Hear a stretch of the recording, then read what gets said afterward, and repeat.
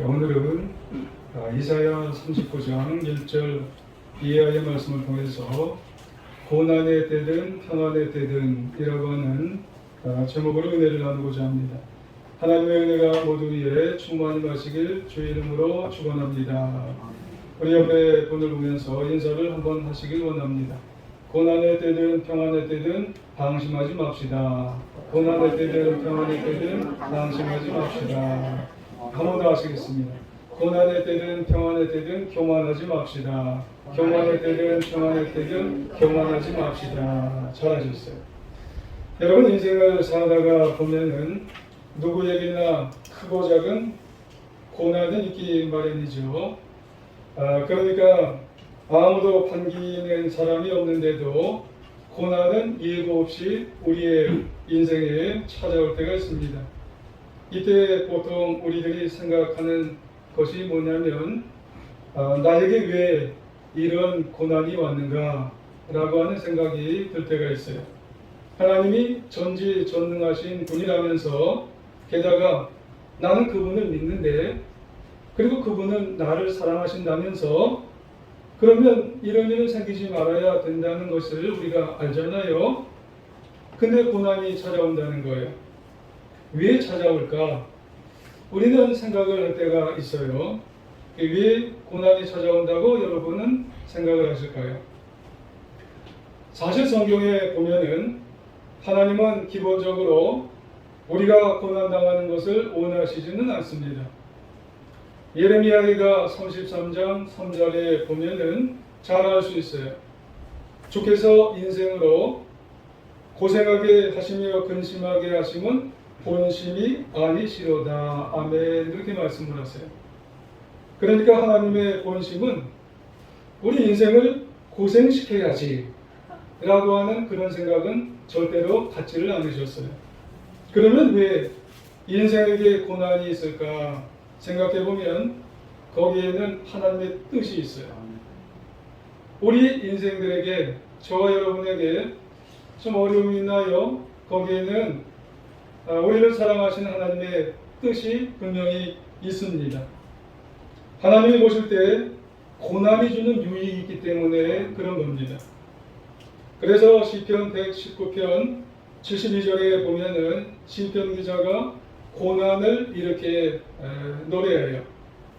고난당하는 것이 내게 유익이라 이로 말미암아 내가 주의 율례를 배우게 되었느니라. 아멘. 그렇게 말씀합니다. 그러니까 고난당할 때는 참 괴롭습니다. 힘들고 답답하지만 그 고난을 지나놓고 보면은 그게 유익이라는 거예요. 다른 말로 신앙이 참 좋아졌어요. 그렇습니다. 고난은 하나님께서 우리 인생을, 신앙을 한층 더 높여주고 더 큰 은혜로 나아갈 수 있는 하나의 방편인 것을 우리에게 말씀하고 있는 겁니다. 그러므로 인생에게 주어지는 이 고난은 그런 역할을 하는 거예요. 삶과 또 신앙을 좀 업그레이드 시켜주는 그런 것이 바로 우리의 인생 속에 있는 고난이다 라고 하는 말씀이에요. 그런데 사람들 중에는 그런 말을 하는 분이 계세요. 그래도 그렇지, 아무리 고난을 통해서 신앙이 업그레이드 되고 또 큰 은혜로 인도를 받는다 해도 고난을 사람들은 어떤 줄 아세요? 좀 꺼려해요.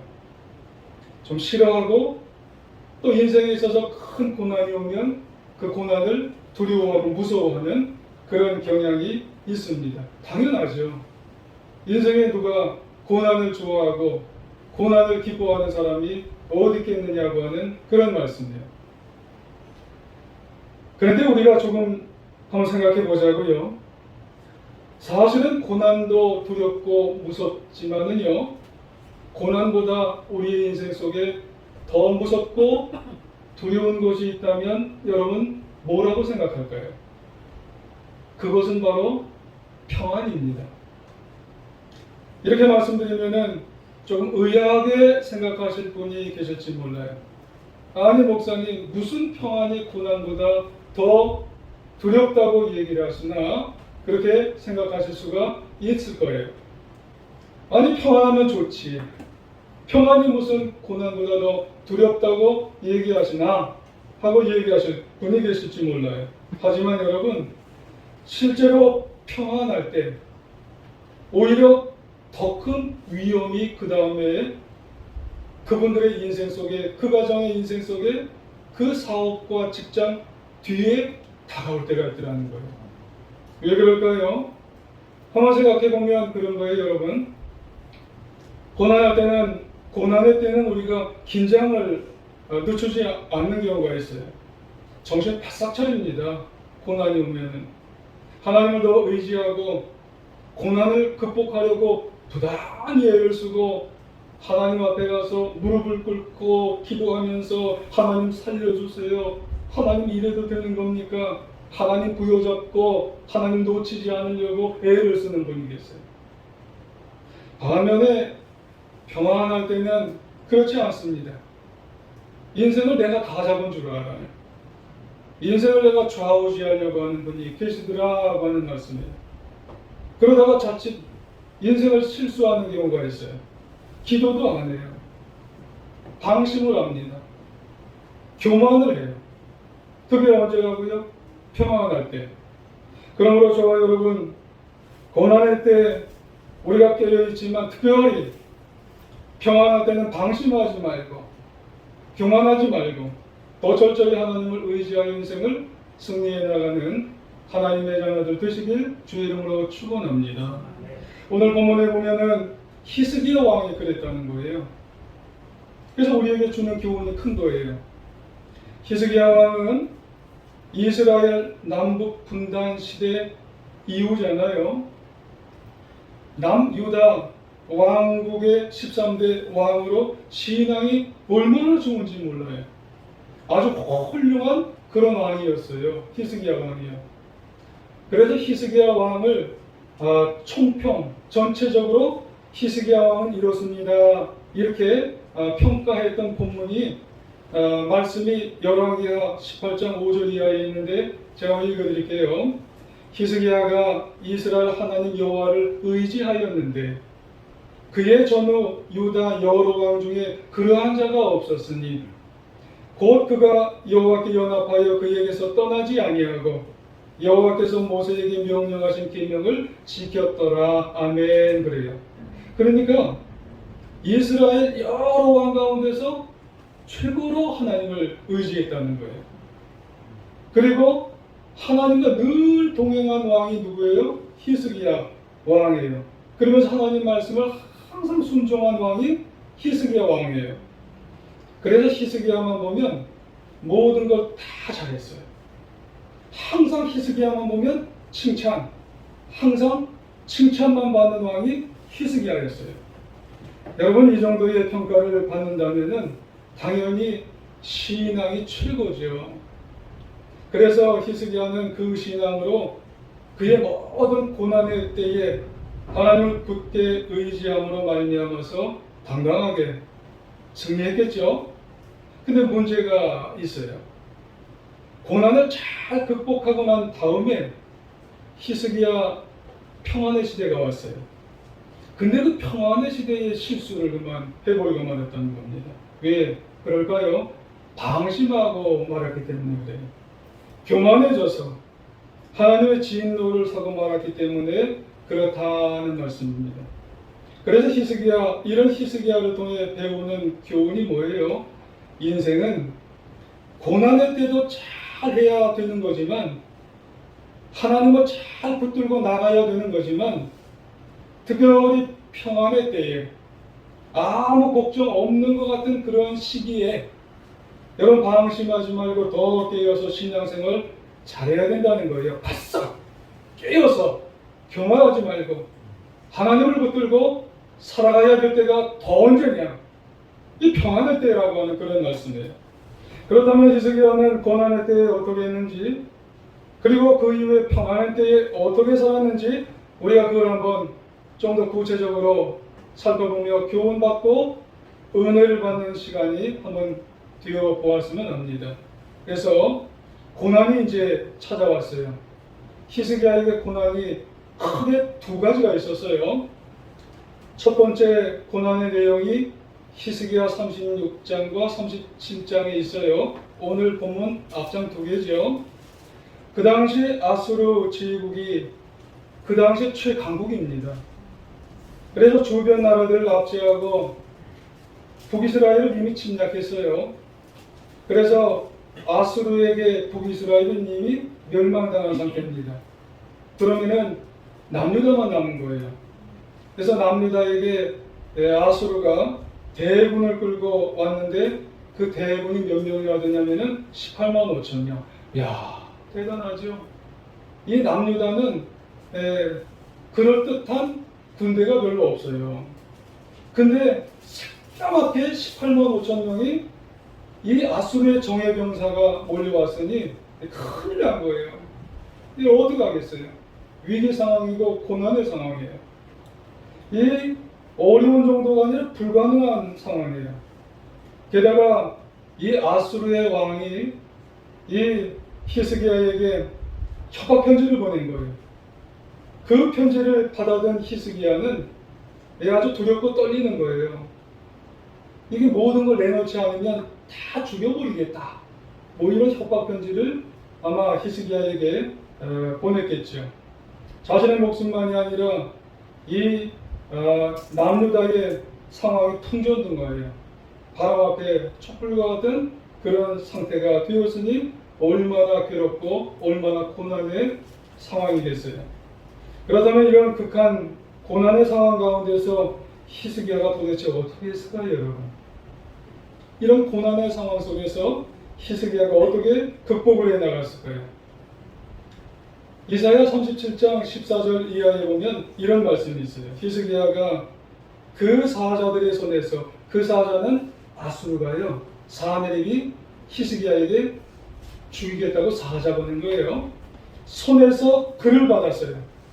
여호와의 전에 올라가서 그 글을 여호와 앞에 펴놓고 여호와께 기도하여 이르되, 그런 거예요. 그 사내립 방에 글을 받아놓고 하나님 앞에 가서 기도를 하게 되었어요. 그리고 그 글을 놓고 하나님 앞에 이렇게 기도하는 거예요. 하나님 보세요. 사내립이 이렇게 무지막지하게 우리나라를 죽이겠다고 18만 5천 명을 데리고 왔어요. 큰일입니다. 하나님 도와주세요. 하나님이 안 도와주시면 어떻게 하겠습니까? 간절하게 하나님 앞에 나가서 기도를 했어요. 그러니까 하나님께서 들어주셨어요. 그 기도를 들어주셨어요. 응답하셨어요. 어떻게 응답하셨냐면 하나님께서 하나님의 천사를 보내주셨어요. 그리고 하나님께서 18만 5천 명을 싹 전멸시켜 주셨어요. 근데 어떻게 전멸시켜 주셨는지는 내용은 안 나타나지만은 어쨌든 이사야 37장 36절에 보니까 여호와의 사자가 나아가서 아수르 진중에서 18만 5천 명을 쳤으므로 아침에 일찍 일어나 본즉 시실뿐이라. 아멘. 그래, 다 멸망시켜 버렸어요. 대승리죠. 정말로 놀라운 대승리를 거두게 된 거예요. 고난이 왔는데 히스기야가 한 것은 어떤 대처를 한 거예요? 하나님 앞에 간 거예요. 하나님 앞에 가서 기도를 해서 하나님 이런 상태에서 하나님밖에 날 도와줄 분이 없어요. 하나님 도와주세요. 그래서 18만 5천 명 하나님께서 싹 이기게 해주셨어요. 고난의 때에 하나님을 찾았다는 겁니다. 그리고 또 고난이 또 있어요. 이사야 38장에 기록된 히스기야의 고난이 또 있는데 히스기야의 질병 문제가 있어요. 잘 아시죠? 그러니까 히스기야에게 죽음의 문제가 닥쳤어요. 얼마나 큰 고난이 닥친 거예요. 히스기야에게 중풍이 발병한 거예요. 그래서 히스기야 이제 선지자가 직접 이제 히스기야에게 다가와서 말을 하는 거예요. 너 이제 죽을 거다. 하나님이 너 이제 내일 죽인댄다. 내일 이제 죽인다니 주변을 정리해라. 통보를 하게 된 거예요. 그때 히스기야의 나이가 몇 살이냐면 40도 안 됐어요. 왕인데 40도 안 된 것. 너무 엄청난 고난이 다가온 거죠. 그럼 얼마나 기가 막히고 청천벽력 같은 그런 일을 히스기야가 이제 들은 거예요. 게다가 나라는 지금 위태위태한 그런 상황이고, 그리고 히스기야는 아직 대를 이을, 왕위를 이을 아들도 없어요. 얼마나 괴로웠겠어요. 사실 하나님이 작정하셨으니 이거 어떻게 할 수도 없는 일이에요. 하지만 히스기야는 이런 고난의 때 포기를 하지 않아요. 하나님 앞에 나아갔어요. 그리고 하나님 앞에 나아가 통곡하면서 기도했고, 결국 하나님께서 그 기도를 들으시고 하나님의 마음을 바꾸셨어요.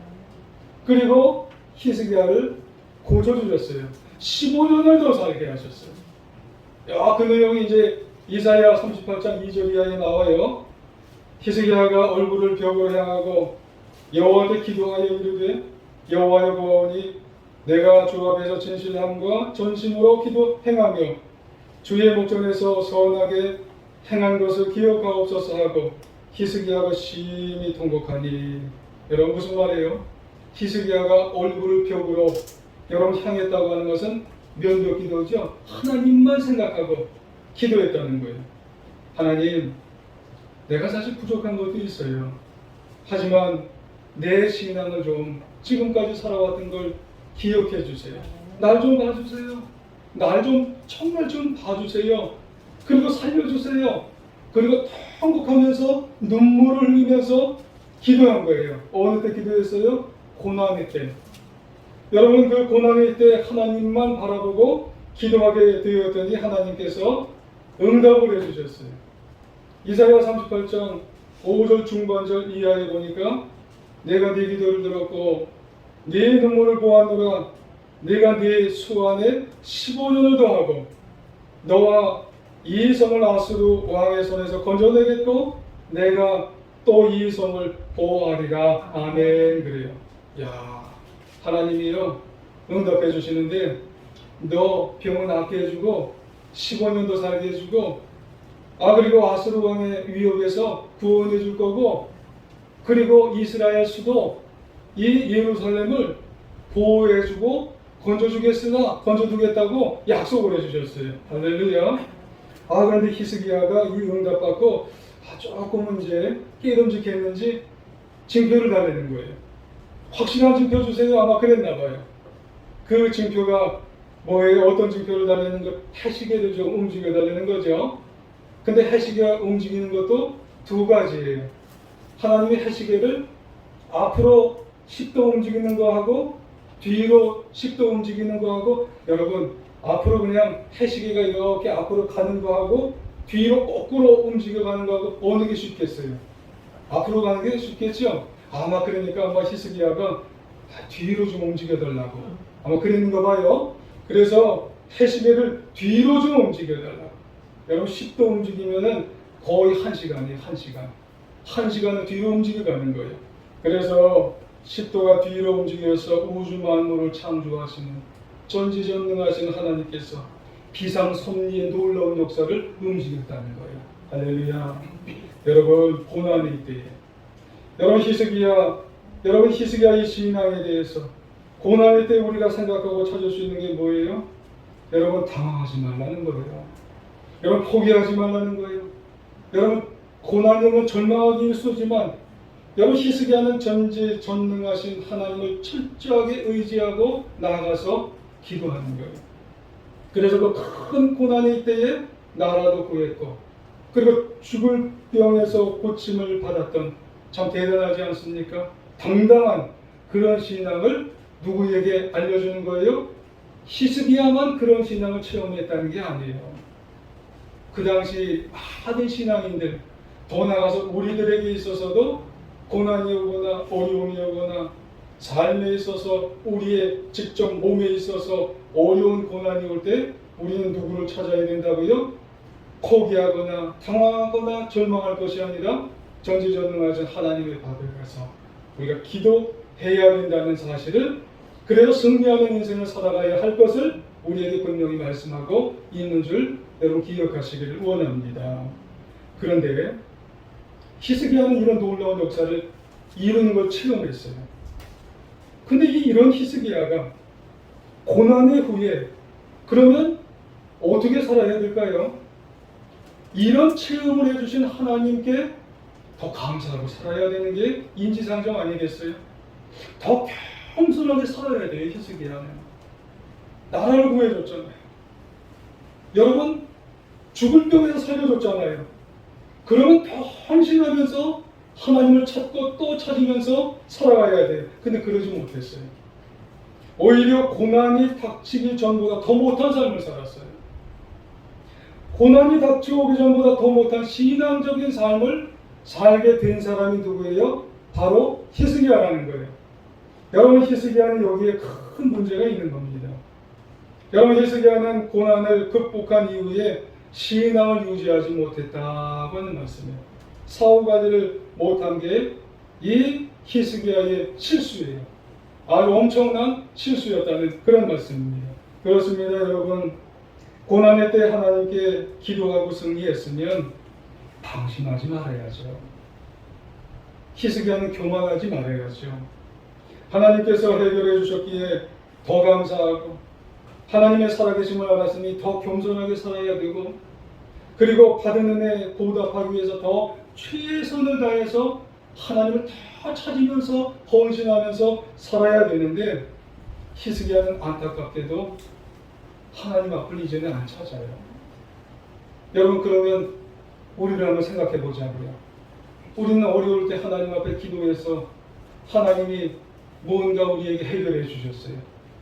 그러면은 하나님 앞에 그 다음에 다 가서 감사 생활하고 다 가서 겸손하게 무릎을 꿇고 다 가서 그 다음에는 사명을 잘 감당하나요? 여러분 디펜딩 챔피언이라고 하는 그런 말이 있어요. 작년에 챔피언 먹은 그런 팀이 있대요. 그러면은요 그 팀이 올해 그 경기에 나가면 그 팀이 반드시 우승을 못한답니다. 왜요? 나는 챔피언 먹었는데 작년 챔피언이니까 올해도 당연히 챔피언일 거야. 방심을 한다는 겁니다. 교만한다는 거예요. 여러분 사람들의 속성이 다 그렇다는 거예요. 여러분 오늘 내용에 여러분 본문 39장 이사야 39장의 내용이 다 그런 거예요. 그 당시 남유다 주변의 최강국이 어느 나라였다고 그랬나요? 아수르라고 했어요. 아수르. 그래서 주변 나라들은 둘 중에 하나를 택하여야 된다 그렇게 말씀을 했어요. 여러분 아수르가 최고의 강국이기 때문에 많은 나라들은 아수르에게 여러분 조공을 바쳐야 돼요. 그렇지 않으면 다른 한 가지는 뭐냐면 몇몇 나라가 이렇게 동맹을 맺어서 아수르에게 대항을 해야 돼요. 둘 중에 하나여야 됩니다. 그런데 이런 상황에서 남유다는 조공을 바친 적도 있었지만 그래도 아수르에게 승전한 경험이 한 번 있었기 때문에 그 옆에 나라인 바벨론이라고 하는 나라와 동맹을 해서 아수르에게 침략을 이제 해서 한번 우리가 이겨보자 그렇게 하게 되었다는 거예요. 근데 그 생각이 옆에 신흥 부흥하는 그런 바벨론 국가와 이해타산이 맞았어요. 그래서 때마침 히스기야가 중병에서 완치가 되었다는 소식을 듣고요. 이 바벨론이라고 하는 나라가 모로닥 발라단이라고 하는 그런 사람 왕이죠. 사절단을 보내서 친서와 예물을 보내게 되었어요. 그때 히스기야가 어떻게 하게 되었냐면 친서와 예물을 받고 잘 처신을 했어야 됐는데 잘 처신을 못했어요. 한마디로 문제가 발생하게 된 거죠. 그 문제의 내용이 뭐가 되냐면은 오늘 본문 한번 2절을 한번 보시기 바랍니다. 2절은 같이 한번 읽어볼까요? 2절 시작. 히스기야가 사자들로 말미암아 기뻐하여 그들에게 보물 창고 곧 은금과 향료와 보배로운 기름과 모든 무기고에 있는 것을 다 보여주었으니 히스기야가 공중의 소유와 전 국내의 소유를 보이지 아니한 것이 없는지라. 아멘. 그래요. 이 히스기야가 기뻐했던 거예요. 여러분 기뻐했다고 하는 것이 뭐냐면 우쭐댔다는 거예요. 먼 나라에서 사절단을 보냈다는 거예요. 바벨론에서 사절단을 보냈는데 이게 자기가 유명해진 줄 알고 이렇게 착각을 하게 되었다는 거예요. 그래서 사절단에게 어떤 것을 열어주게 되어지냐면은 보물 창고도 다 열어줬어요. 무기고도 다 열어줬어요. 한마디로 이 자신의 나라에 있는 모든 이제 국방의 기밀 창고들을 전부 다 열어주게 되었어요. 편안한 상태가 되어지니까는 방심을 한 거죠. 교만하게 되어서 영적으로 무감각한 상태가 되어지니까는 이 바벨론에서 친소를 보내고 또 바벨론에서 사신들을 보내니까는 그때 하나님께 좀 여쭤봤어야 돼요. 하나님, 이들에게 뭐까지 보여줘야 되나요? 해야 되는데 그걸 얘기를 안 했어요. 그냥 다 보여주는 거예요. 그래서 이 히스기야의 방심과 교만으로 말미암아서 나라 중에 이 남유다는 어느 나라한테 멸망했는 줄 아시죠? 바벨론한테 멸망을 하게 되었어요. 깨어 있어야 되는데 평안할 때 깨어 있지 않으니까 자기가 뭔가 되는 줄 알고 모든 자기의 보물 창고와 모든 무기고를 바벨론에게 다 열어주는 바람에 나중에 이 남유다가 바벨론에게 멸망을 하게 되어버렸다는 거예요. 여러분, 그러고 보면 우리는 평안을 좋아하지만 깨어있지 않으면 여러분 고난보다 더 무서운 결과가 어느 때 벌어지냐면 평안할 때. 여러분 다 벌어진다는 사실을 여러분 잊지 말아야 된다는 사실을 여러분 기억하셔야 될 줄 믿습니다. 그에 대한 경고가 이제 6절에 나와요. 자, 6절 한번 같이 한번 읽어보겠습니다. 시작. 보라, 날이 이르리니 네 집에 있는 모든 소유와 네 조상들이 오늘까지 쌓아둔 것이 모두 바벨론으로 옮긴가 되고 남은 것이 없으리라 여호와의 말이니라. 아멘. 그래요. 중반부에 보면은 오늘까지 쌓아둔 것이 다 바벨론으로 가버린다는 거예요. 이런 말씀대로 다 되어집니다. 평안할 때 교만하고 평안할 때 방심하고 평안할 때 하나님을 안 찾아야 되니까 바벨론이 침략을 하게 되니 그 모든 보물과 무기 창고가 다 없어져 버렸어요. 여러분, 평안할 때 잘못해서 그래요. 방심하고 교만하고 하나님을 잊어버리고 기도를 하지 않고 감사도 없고 헌신도 없고 자신의 힘과 능력으로 사는 것을 착각해 버리고 나니까 고난의 때보다 더 큰 일이 벌어지게 되었다고 하는 말씀이에요. 그래서 이어서 7절에 뭐라고 그러나요? 7절도 읽어볼까요? 시작. 또 내게서 태어난 자손 중에서 몇이 사로잡혀 바벨론 왕궁의 환관이 되리라 하셨나이다 하니 아멘. 기가 막히죠. 남유다 나라가 멸망이 되어지고 난 다음에 후손들이 다 볼모로 잡혀가는 거예요. 여러분, 물건만이 아니에요. 사람들도 다 볼모로 잡혀가게 되는데 그 중에는 나중에 히스기야가 낳은 아들 므낫세도 다 잡혀가요. 여러분, 나중에 여호야긴도 잡혀가고 시드기야도 잡혀가고 줄줄이 잡혀가는데 이게 여러분 고난할 때 못해서가 아니에요. 평안할 때, 잘만할 때, 그런 때 여러분 방심하고 교만하니 하나님의 말씀을 듣지 않고 살아갈 때 그때 하나님 앞에 긴장하지 않고 긴장의 끝을 놓치고 살아갈 때 이루어진 비극의 역사가 되어진다고 하는 말씀입니다. 자, 여러분, 이런 하나님 말씀을 들으면 히스기야 어떻게 해야 될까요? 여러분, 남은 한 구절 있잖아요. 여러분 그 한 구절 보게 되어질 때 여러분 그 한 구절 말씀을 들으면 우리 하나님 말씀 앞에 거꾸로 져야 돼요. 하나님 잘못했어요.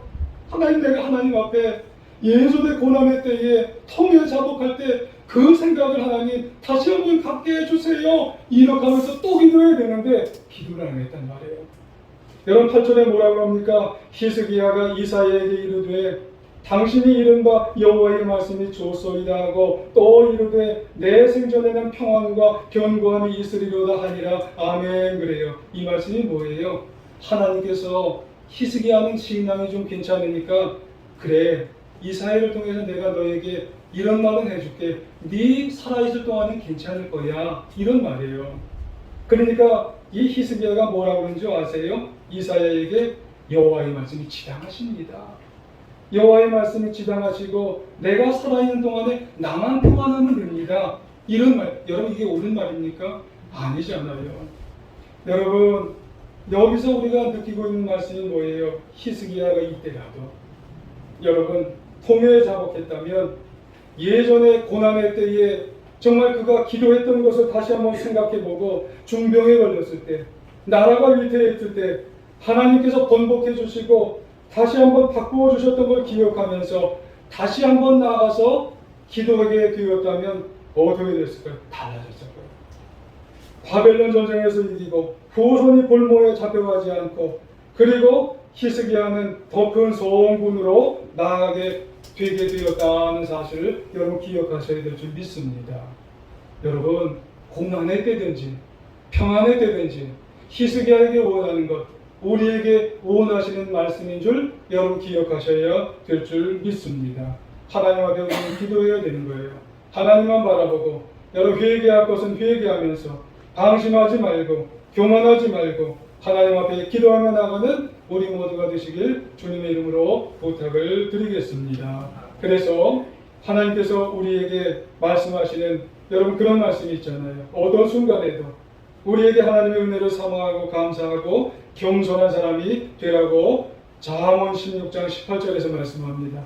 경화는 패망의 선봉이요 거만한 사람은 넘어짐의 앞잡이니라 말씀합니다.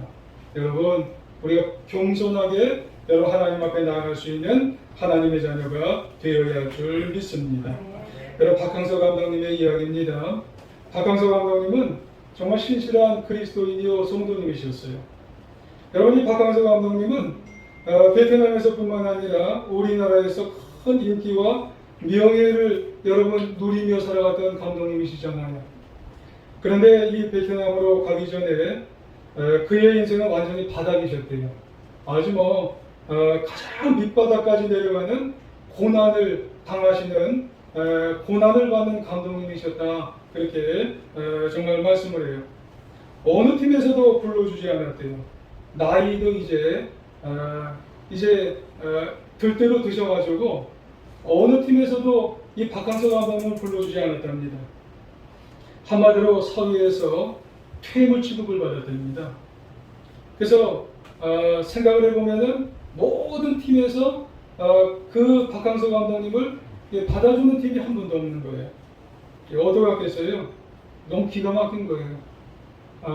나라를 위해서, 축구를 위해서 정말 모든 정말 힘을 다 쏟아부었는데, 그런데 이 박항서 감독님과 그의 아내가 신실한 그리스도인이셨어요.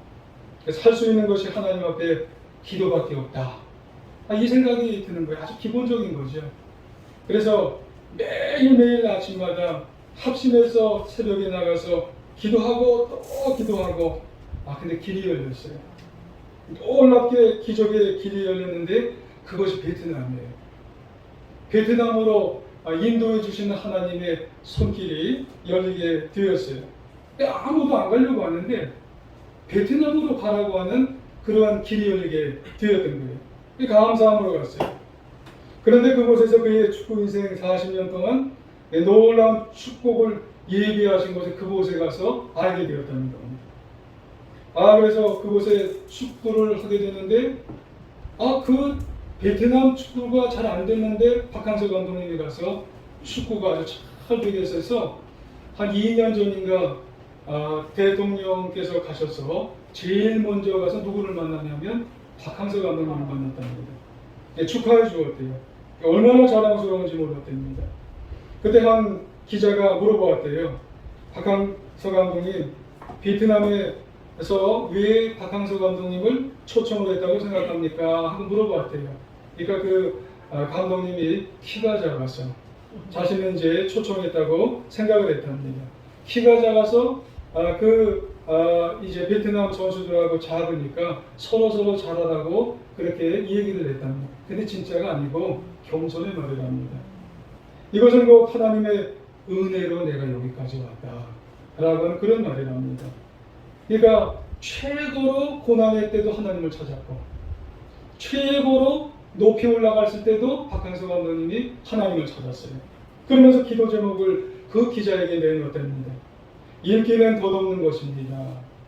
그래서 내가 초심을 잃지 않게 나에게 기도를 좀 해주시고 그걸 좀 기사로 써주십시오. 그랬답니다.